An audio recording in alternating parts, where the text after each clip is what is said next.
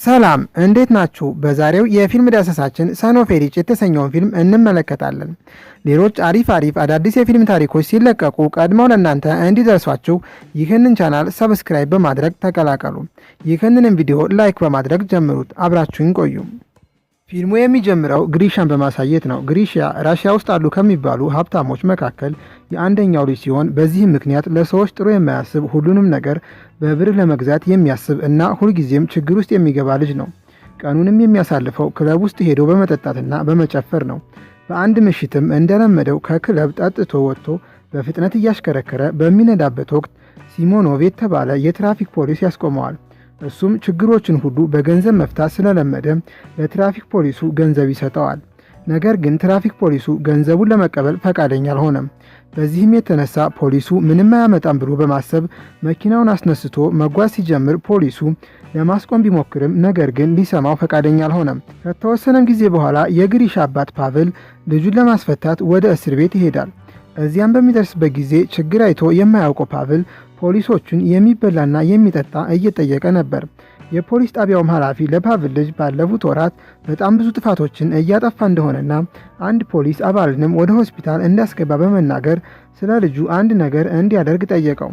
ከእስር ቤት ከወጡም በኋላ ፓቭል ልጁን ከዚህ በኋላ ብርና መኪና እንደማይሰጥ በመናገር አስፈራራው። ነገር ግን ሁሌም ማስፈራራት እንጂ ያለውን ነገር እንደማያደርግ ያወቀው ግሪሻ ምንም አልመሰለውም ነበር። በዚህ ሁሉ ነገር የተጨናነቀው ፓቭል የቲቪ ፕሮዲውሰር የሆነችው ጓደኛው አነስቴሻ ጋር ሄዶ እሷ ልታዝናናውና ልታረጋጋው ሞከረች። በቀጣይም ቁጭ ብለው ስለ ግሪሻ ማድረግ ያለባቸውን ነገር ሲወያዩ አንድ ሀሳብ መጣላት። ሀሳቡም አንድ የምታውቀው የፊልም ፕሮዲውሰር እንዳለና ብዙ ወላጆች እንደ ግሪሻ አይነት ችግር ያለባቸውን ይዘው እንደሚሄዱ ነገረችው። እሱም ይህንን ነገር ሲሰማ መጀመሪያ ፊልም ፕሮዲውሰሩን ለመተዋወቅ ወሰነና ወደ ቦታው አቀኑ። በቦታውም ላይ ሲደርሱ ሊቭ የተባለው ፕሮዲውሰር ራሱን በገመድ ላይ አንጠልጥሎ አገኙት። ነገር ግን ያ ሁሉ ትሪክ ነበር።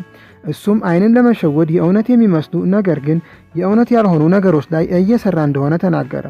ከተወሰነ ቀናት በኋላም ግሪሻ እንደለመደው ከክለብ ሲወጣ መኪናው ተጭኖ ሲሄድ ይመለከታል። እሱም በሩጫ መኪናውን ሲከተለው ከኋላ በሽጉጥ ይመታና ፌንት ይነቅላል። ከተወሰነ ሰዓታትን በኋላ ሲነቃ ያልተለመደ ልብስ ለብሶና ራሱን በገመድ ታስሮ ያገኘዋል። ቀጥሎም አትሪዮም የተባለ ሰው ይመጣና አሁኑን ወደ ስራ ካልገቡ አለቃቸው እንደሚቆጣና እንደሚናደድ ተናገረ።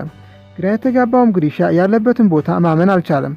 በተጨማሪም የተነገረውን ነገር ባለማድረጉና የታዘዘውን ስራ ባለመስራቱ አለቃቸው አደይ ይመጣና ይመታዋል። በመቀጠልም የመሬቱ ባለቤት የሆኑት ዲሜትሪና አሌስኪ ትዕዛዝ ባለመከተሉ በአለንጋ ከገረፉት በኋላ አሁኑን ሄዶ ፈረሶቹን ካላዘጋጀ የባሰ ቅጣት እንደሚጠብቀው በመናገር ጥለውት ይሄዳሉ። ይህንንም አስመልክቶ አትሪዮም ፈረሶቹ ወዳሉበት ክፍል ይወስደዋል።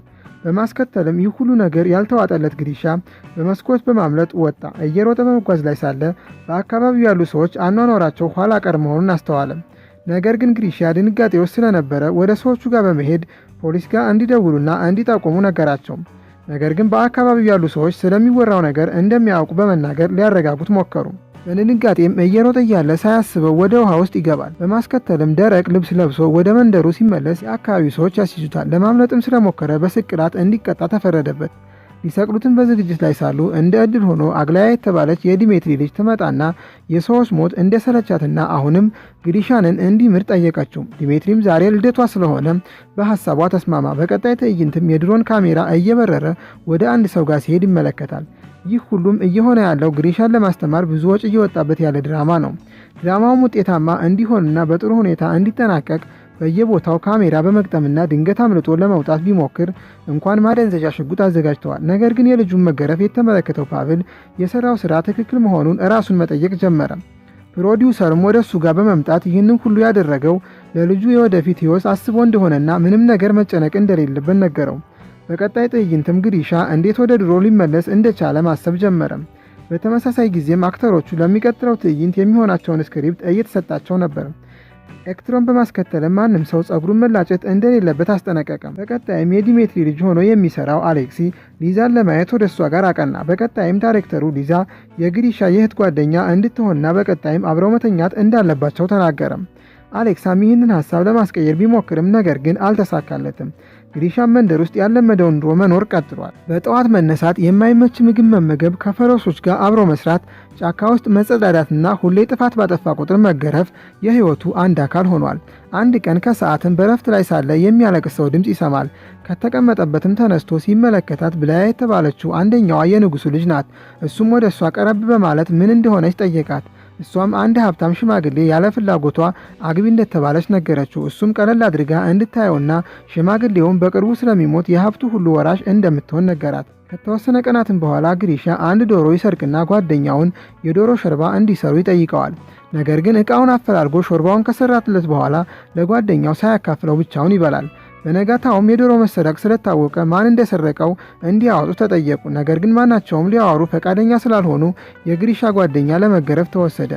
ይህንንም ባየ ጊዜ ግሪሻ ምንም አላለም ነበር። ከተወሰነ ሰዓታትም በኋላ ወደ ግሪሻ ጋር በመምጣት በሜካፕ የተሰራውን ጠባሳውን አሳየው። ነገር ግን ግሪሻ ምንም ግድ አልሰጠውም ነበር። በዚያም ሳሉ ግሪሻ ሊዛ በፈረስ ስትመጣ ተመለከታት። ከፈረሱ ላይም ስትወርድ የለበሰችውን ዘመናዊ የውስጥ ልብስ ተመለከተ። ይህንንም ባየ ጊዜ አይኑን ያላመነው ግሪሻ ሊዛን በመያዝ ተመልሶ ለማየት ሞከረ። ነገር ግን በፍጥነት የመንደሩ ሰዎች ይመጡና ያላቀቁታል። ሊዛም ከወደቀችበት በመነሳት ፈረሷን ይዛ ከቦታው ተሰወረች። ይህንንም ባየ ጊዜ የግሪሻ አባት ፓቭሎቭ ምንም አይነት ለውጥ እያየ ስላልሆነ እየሰሩት ያሉትን ነገር ማቆም እንዳለባቸው ለዳይሬክተሩ ተናገረ።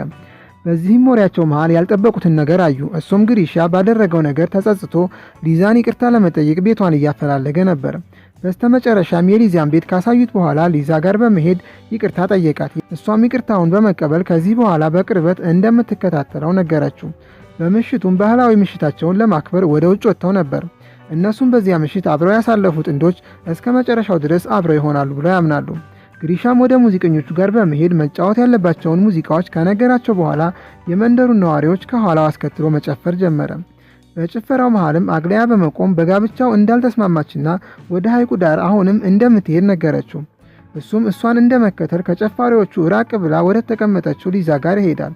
በዚያም አብሯት በመቀመጥ እሱ የወደፊት የሚመጣው ትውልድ እንደሆነና ብዙ ቴክኖሎጂም እንደሚፈጠሩ ይነግራታል። ሊዛም የነገራት ነገር ባይዋጥላትም እንዳመነችው ታስመስላለች። በዚህም ጨዋታቸው መሃል ጓደኛቸው ይመጣና አግላያን ሐይቁ ዳርቻ ላይ እንዳያት ይነግረዋል።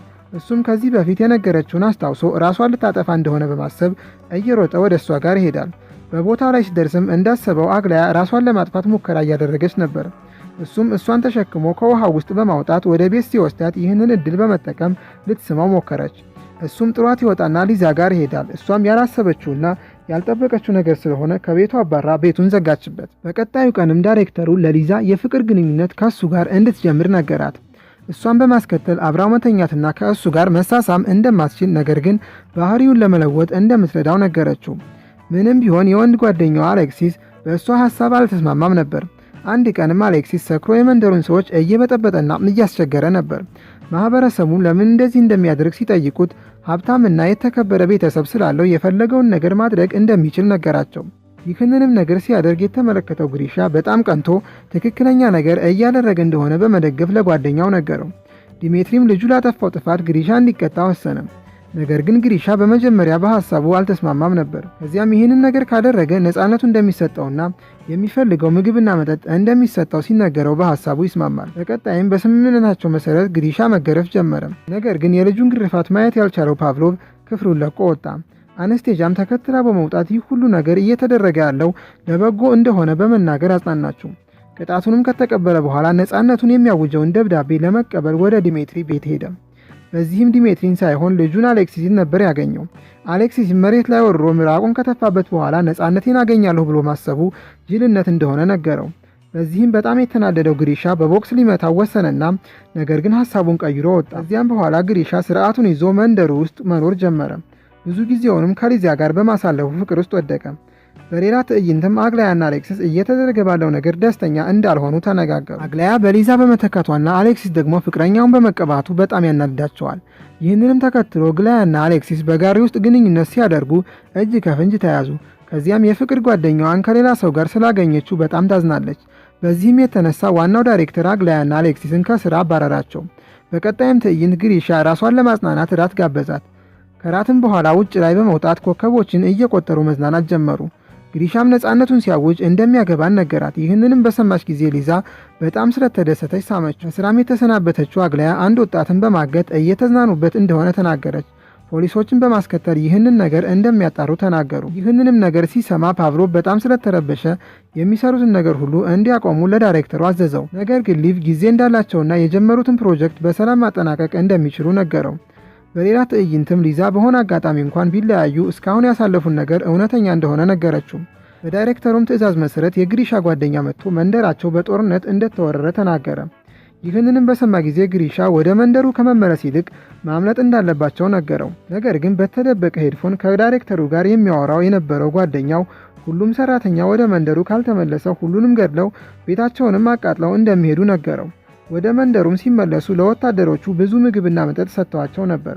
ነገር ግን የወታደሮቹ አለቃ ሴት ስለፈለገ ከተደረደሩት መካከል አንዷን መረጠና ወሰደ። አባቷም ተነስቶ ለልጁ ነፃነት ከአንደኛው ወታደር ጋር መደባደብ ጀመረ። ሆኖም ግን ወታደሩ ይገድለዋል። ይህንንም አስመልክቶ ለአባቷ ጀግንነት ተብሎ ልጅቷን በነፃ ይለቋታል። በቀጣይም የተመረጠችው ሴት ሊዛ ነበረች። ግሪሻንም እንዲረዳት ብትጣራም ነገር ግን እሱ ፈርቶ ሸሸ። ዳይሬክተሮቹም እንዳሰቡት ስላልሆነላቸው ሁሉንም ነገር አቋርጠው ለመውጣት ወሰኑ። ዋናው ዳይሬክተር ሊቭ ግን ግሪሻ ላይ እምነት ስላለው ትንሽ እንዲጠብቁ ነገራቸው። ግሪሻም ወፍ የሚመስለውን ድሮን በአየር ላይ ሲመለከት ከዚህ በፊት ሊዛ የነገረችውን ነገር በማስታወስ ተመልሶ ሊዛን ፈረሱ ላይ አድርጎ ይዟት ጠፋ። እንደ አጋጣሚም ሆኖ መንደሩ በትክክለኛ ፖሊሶች ተከበበ። አለ የተባለውም ወጣት ግሪሻ እንደሌለና የፊልም ቀረጻ ላይ እንደሆኑም በመናገር ፖሊሶቹን አሰናበቷቸው። በዚህ አጋጣሚ ብዙ ርቀት የተጓዙት ሊዛና ግሪሻ ከጫካ ውስጥ እንደወጡ ማደያ ይመለከታሉ። በዚህም በጣም ግራ የተጋባው ግሪሻ ፈዞ ማደያውን እያየው እያለ ሊዛ ሁሉንም ነገር ልትነግረው ፈለገች። ነገር ግን ሊዛ የምትፈልገውን ነገር ሳትነግረው በስናይፐር ማደንዘዣ ይወጉትና እዚያው ይወድቃል። ከዚያም ሆስፒታል ውስጥ ሲነቃ አባቱ ለ3 ወራት ኮማ ውስጥ እንደነበር ይነግረዋል። ግሪሻም ስለ ሊዛ እና ስለ መንደሩ ቢጠይቀውም ነገር ግን አባቱ ምንም እንደማያውቅ ነገረው። በማስከተልም ግሪሻ ወደ ድሮ ሕይወቱ ለመመለስ ሞከረ። ነገር ግን ምንም ደስተኛ ሊሆን አልቻለም። መኪናውንም ከዚህ በፊት ለገጨው ትራፊክ ፖሊስ ሰጠው። ከብዙ ቀናት ቆይታም በኋላ አንድ ቀን አሌክሲስ ከልቭን በክለብ ውስጥ ያገኛቸዋል። እሱም ወደ እነሱ በመጠጋት ስለ ሊዛ ሲያወራቸው ምንም እንደማያውቁና እሱ ራሱ ማን እንደሆነ እንደማያውቁ ነገሩት። ይህንንም በነገሩት ጊዜ የልቡን መሰበር አይተው አዘኑለትና ሊዛ የት እንደምትገኝ ነገሩት። በነጋታውም ሊዛ የምትሰራበት መስሪያ ቤት ወስደው አገናኙት። ግሪሻም ግንኙነታቸው የእውነት እንደነበረና ለእሱ ያላት አመለካከትም እንዳልተቀየረ ጠየቃት። እሷም ተስማውና እውነት መሆኑን ታረጋግጥለታለች። በመጨረሻም አዲሱ ግንኙነታቸውን ጀመሩ። ከተወሰነ ቀናትም በኋላ የአባቱና የአነስቴዣ ሰርግ ላይ ይዟት ሄደም። እሱም አባቱን እዚህ ሁሉ ነገር ውስጥ ስለከተተውና ሕይወቱንም ስለቀየረለት አመሰገነው። ከዚያም ግሪሻ እንደሱ አይነት ባህሪ ያላቸውን ሰዎች ወደ መንደሩ በመውሰድ ማስተካከልና ማረም ሲጀምር ፊልሙ እዚህ ላይ ያበቃል።